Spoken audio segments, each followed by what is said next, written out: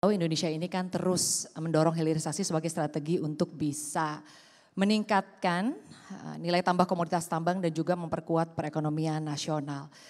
Namun tantangan tentunya pasti selalu ada ya Pak ya. Di tengah berbagai harapan ini terutama bagaimana hilirisasi ini tidak hanya berhenti pada produk setengah jadi, tetapi juga bagaimana kita bisa melanjutkan ke industrialisasinya. Seperti misalnya penciptaan lapangan kerja dan juga bagaimana kita bisa memperkuat daya saing di dalam negeri. Dan untuk itu saya ingin menanyakan Pak ke Pak Edi terlebih dahulu. Pak Edi, pemerintah ini kan terus menargetkan hilirisasi khususnya di sektor pertambangan ya Pak ya. Kalau kita lihat sebetulnya kan hilirisasi sudah berjalan dengan baik Pak. Harapannya industrialisasinya juga demikian.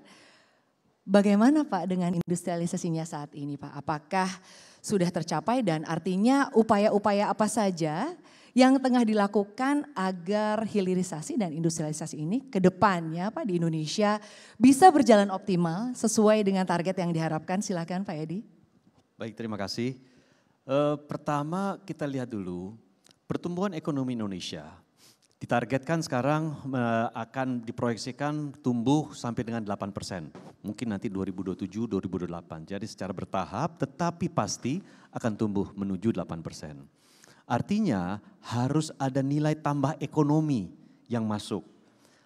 Di antaranya satu yang tadi saya sudah sampaikan nilai tambah ekonomi dari yang tadi disampaikan hilirisasi, industrialisasi.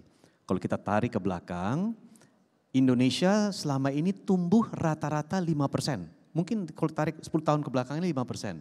Padahal kita sudah masuk di dalam bonus demografi. Bonus demografi kita sudah 12 tahun berjalan, tapi kok pertumbuhan 5%. Artinya apa? Ada sesuatu yang mungkin belum pas, belum optimal dari struktur ekonomi kita. Sehingga apa? Harus ada nilai tambah, value added. Value added itu datangnya antara lain dari hilirisasi, industrialisasi. Tetapi yang lebih penting daripada itu, selama ini yang menjadi pendorong dari pertumbuhan ekonomi kita adalah konsumsi masyarakat. Itu yang paling besar, sekitar 60%. Sementara untuk meningkatkan pertumbuhan ekonomi ke depannya, konsumsi masyarakat nggak cukup untuk menargetkan pertumbuhan 8% itu. Sehingga harus ada satu investasi, dan kedua ekspor. Jangan lupa ibu bapak semuanya, Indonesia selama ini selalu menjadi pasar. Kenapa? Karena ya Indonesia ini jumlah penduduknya besar, 275 juta jiwa, sehingga sangat lukratif, sangat menggiurkan untuk jadi pasar. Sekarang kita rubah, Indonesia harus menjadi basis untuk ekspor. Caranya gimana? Ya kita harus tumbuhkan industrialisasi, hilirisasi. Yang tadinya kita ekspor, kita sudah tahu kita ekspor raw material, sumber daya alam, sekarang harus diproses di dalam negeri. Tetapi industrialisasinya itu harus bertahap. Karena kita, kalau kita lihat pertumbuhan ekonomi dengan pertumbuhan industri kita tidak sejalan selama ini. Pertumbuhan ekonomi kita 5%, 6% sempat, tetapi industri kita, kontribusi industri terhadap PDB di era sebelum reformasi itu 28%. Ketika Ibu Mega menjadi presiden masih 22%. Sekarang kontribusinya sekitar 16-17%.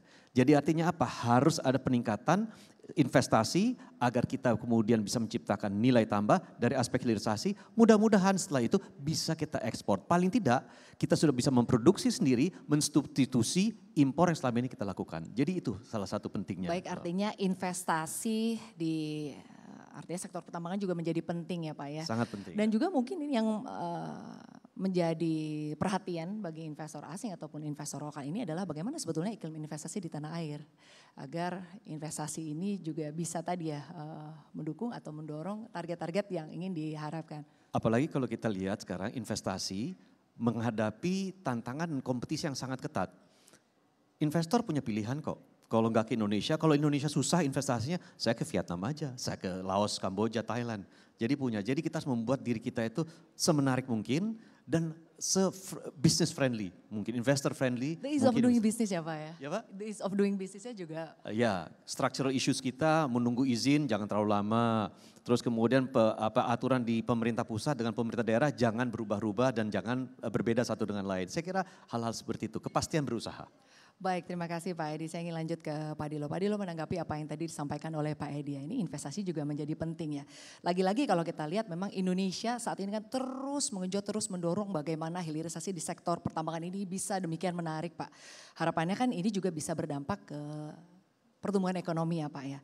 Menurut kacamata Anda Pak, bagaimana sebetulnya hilirisasi ini sudah bisa memberikan dampak atau mungkin dampaknya sudah cukup terasa utamanya mungkin ke pertumbuhan ekonomi. Dari Mind ID bagaimana tanggapan Anda Pak Dilo, silakan.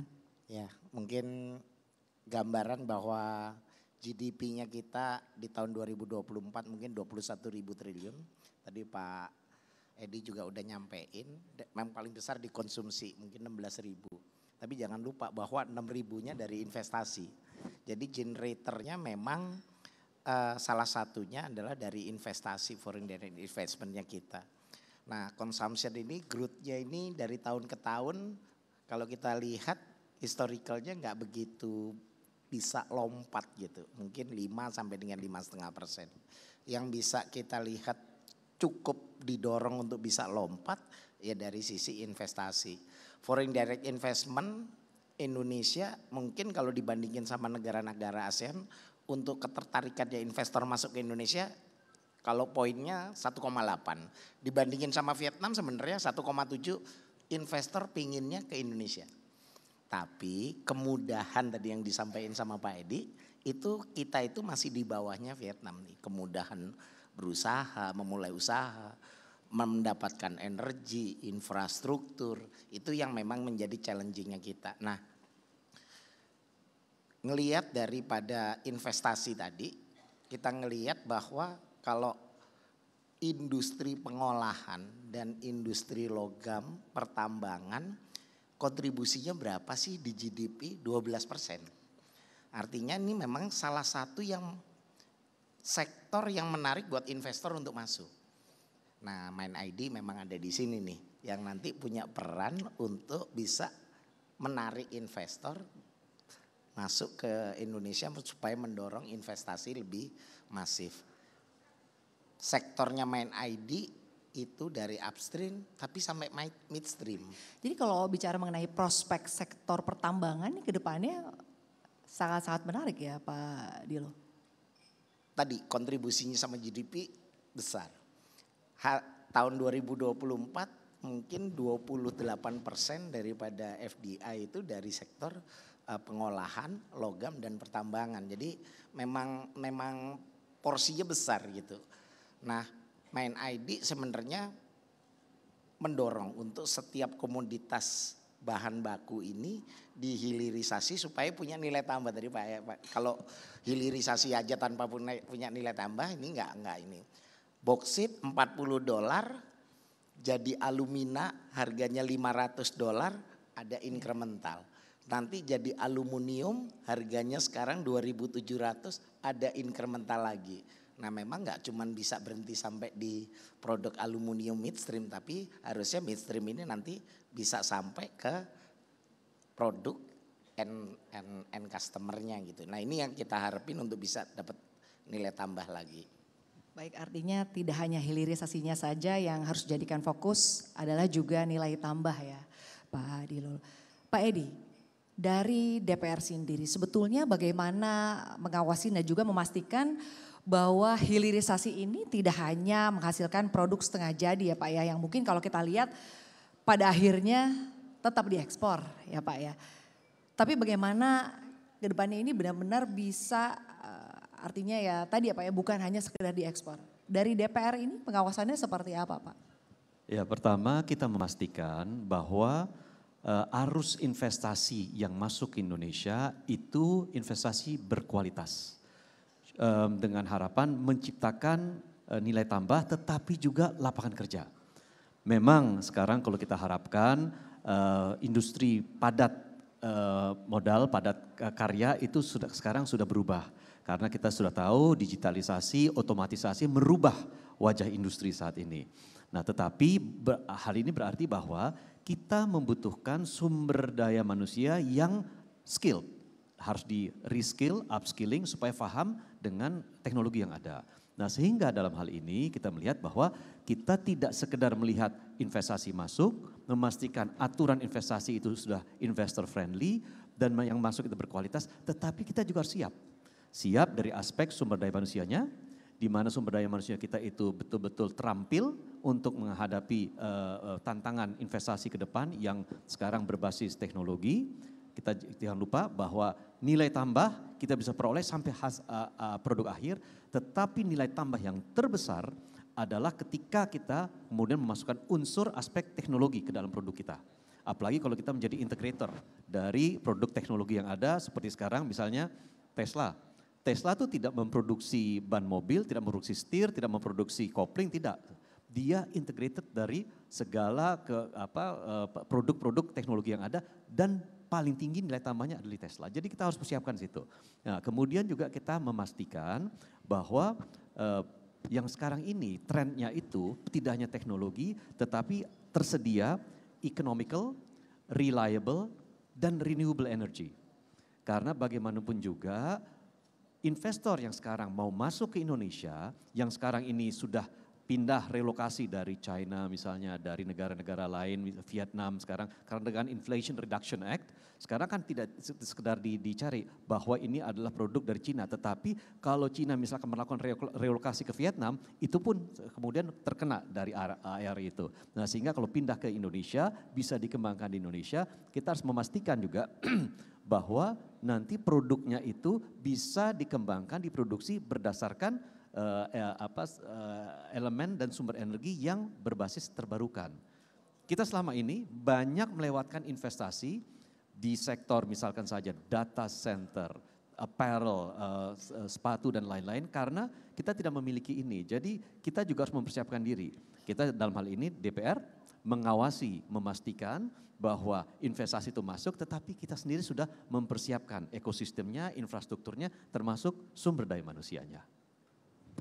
Jadi artinya cukup banyak tantangan yang kita hadapi ya Pak ya. Ya banyak PR, bukan hanya soal investasi, kita juga dihadapkan pada sumber daya manusianya seperti apa. Ketika kita berbicara teknologi ini pasti berkait juga dengan sumber daya manusia yang ada ya. Nanti kita akan membahas terkait dengan kebijakan ya Pak Edi, tapi saya ingin ke Pak Dilo terlebih dahulu. Pak Dilo, kalau tadi kita sudah menyinggung sebetulnya bagaimana industrialisasi di tanah air ya.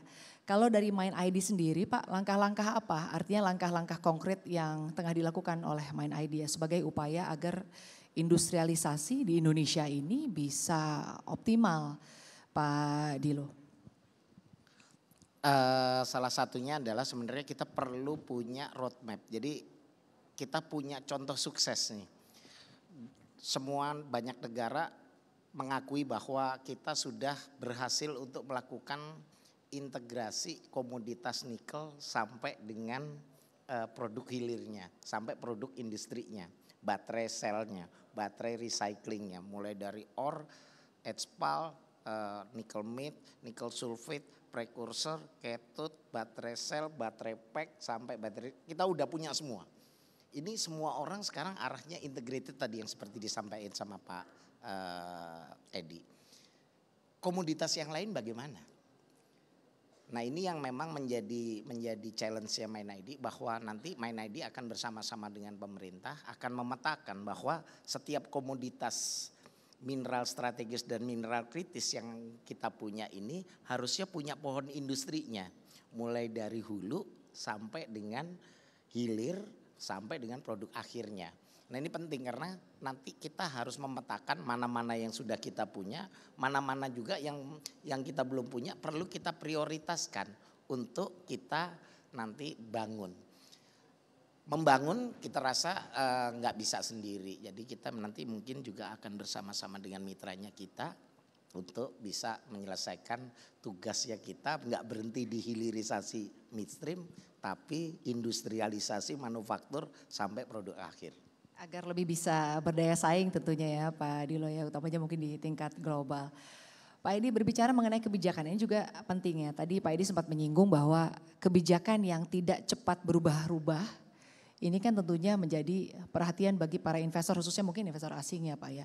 Bagaimana kita bisa menyiapkan dalam tanda kutip karpet merah untuk investor asing agar bisa berinvestasi di tanah air. Bagaimana sebetulnya iklim investasi di tanah air ini bisa ke depannya lebih bisa membuat nyaman lagi ya Pak ya. Tapi kalau dari DPR sendiri Pak, bagaimana upayanya atau langkah-langkah apa yang akan terus didorong atau dilakukan terkait pembuatan kebijakan-kebijakan ini agar kedepannya industri di dalam negeri ini bisa berdaya saing yang memang boleh dikatakan cukup baik begitu Pak. Apa langkah-langkah yang perlu diambil oleh DPR terkait dengan kebijakan-kebijakan atau aturan-aturan? Pertama yang paling penting saya kira dari aspek legislasi. Karena salah satu fungsi sentral dari DPR adalah membuat undang-undang. Jadi kita pastikan bahwa undang-undang itu kemudian betul-betul mengakomodir berbagai tren yang ada sekarang untuk kemudian menumbuhkan investasi, menumbuhkan industri dan menumbuhkan sektor dunia usaha turunan lainnya agar bisa kemudian berkembang secara cepat. Kita melihat bahwa saat ini misalnya di sektor undang-undang yang kita sedang tangani di Komisi 12 DPR RI, pertama undang-undang energi baru terbarukan.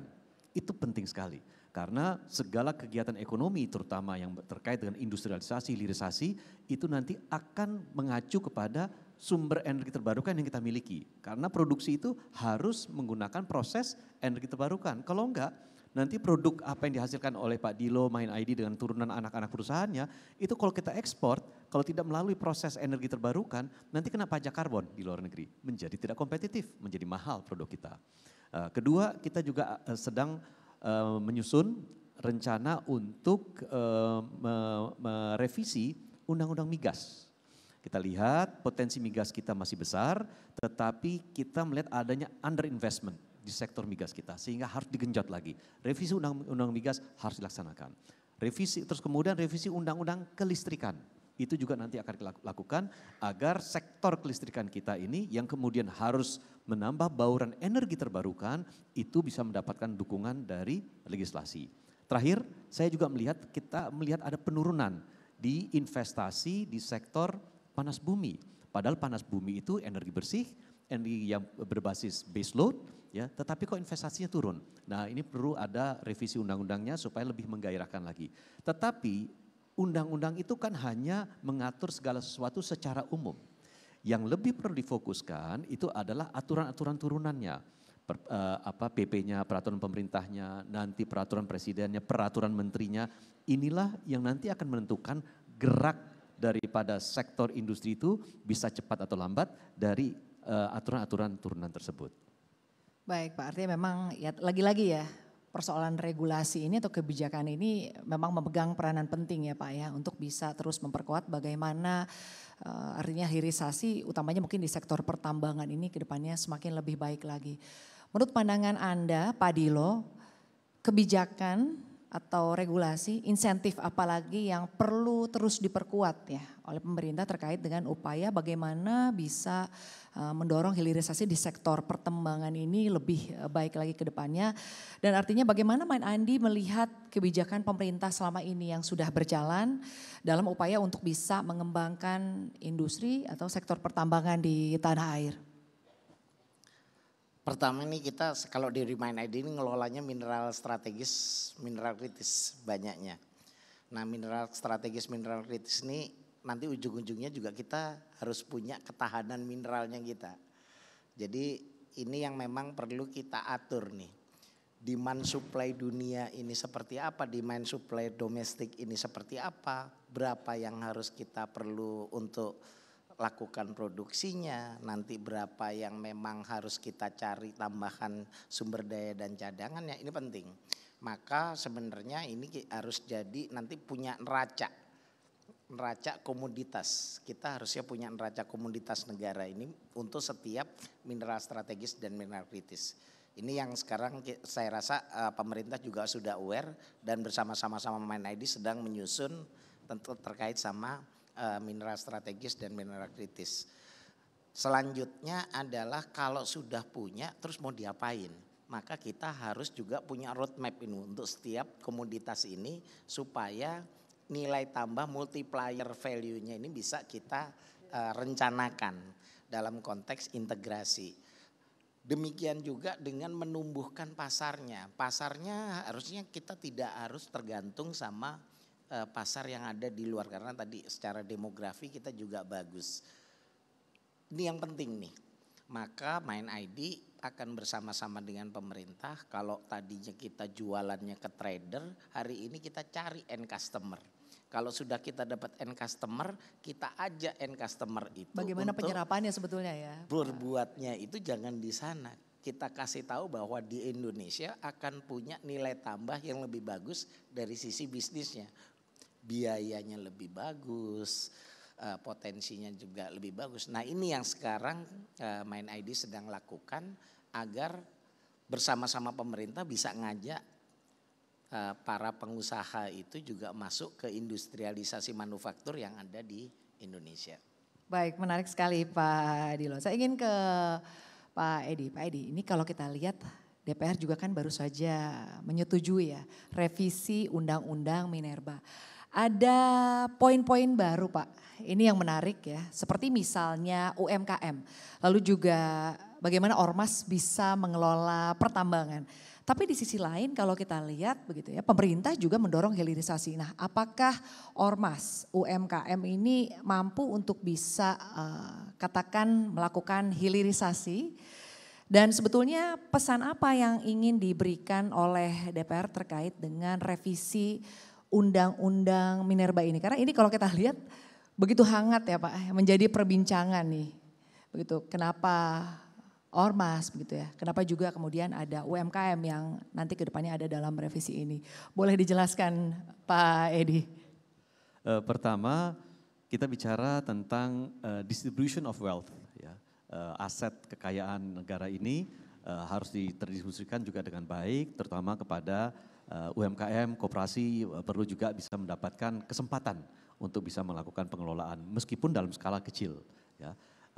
Kita tahu bahwa UMKM, Ormas itu tidak atau belum memiliki pengalaman, kapasitas, kompetensi dan mungkin juga kemampuan keuangan itu untuk bagaimana, bisa Pak? mengelola itu. Ya. Otomatis mereka nanti akan bekerja sama dengan pihak-pihak yang sudah memiliki pengalaman, memiliki kemampuan finansial, memiliki kompetensi dan pemahaman yang mendalam terhadap industri pertambangan ini. Sehingga mereka bisa bekerja sama untuk mengelola. Manfaatnya nanti akan dirasakan oleh UMKM dan kemudian juga oleh ormas-ormas keagamaan tersebut. Jadi kerjasama seperti itu. Dan perlu juga kami sampaikan di sini sebagai klarifikasi, ini adalah opsi yang diberikan. Jadi yang mau ambil boleh, yang nggak mau ambil juga tidak apa-apa. Gitu. Nah itu tujuannya adalah demikian. Nah tetapi kalau kita tadi kaitkan dalam konteks industrialisasi, hilirisasi, memang pelaku usaha yang sudah berada di sektor usaha tersebut, itulah yang nanti kelak akan melakukan hilirisasi ini. Di mana nanti saya yakin bahwa Ormas dengan UMKM mungkin tidak akan secepat itu untuk bisa masuk untuk kontribusi terhadap hilirisasi, tetapi sektor usaha lainnya bisa.